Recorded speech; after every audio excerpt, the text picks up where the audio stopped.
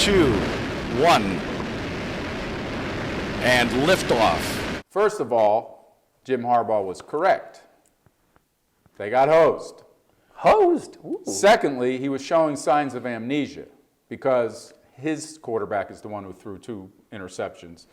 They're the ones that fumbled away and another scoring opportunity.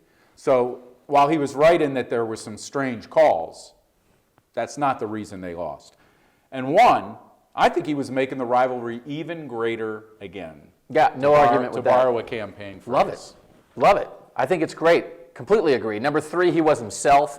Nobody was surprised that Jim Harbaugh did that. Number 2, he was a coach with some minor points to make. I mean, again, coaches complain about officiating. That's not unusual, and he did have a couple things that had at least some question to it. Number 1, he was not as bad as he has been. That on the list of things that Jim Harbaugh has said that have offended people, ripping officials after a football game is not even in my top 5. Well, what would be your 3, 2, 1 on that?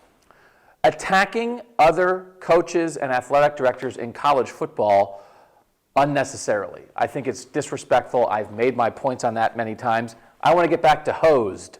You thought Michigan got hosed? Wow. I was doing my Jim Harbaugh impersonation. No, I don't think they got hosed, but I do think there were some bad calls that went against them. They were close. There were some calls that I think looked worse against Michigan on first blush. On the replay, you realize, that probably was pass interference, that kind of stuff. He had not looked at the replay by the time he complained.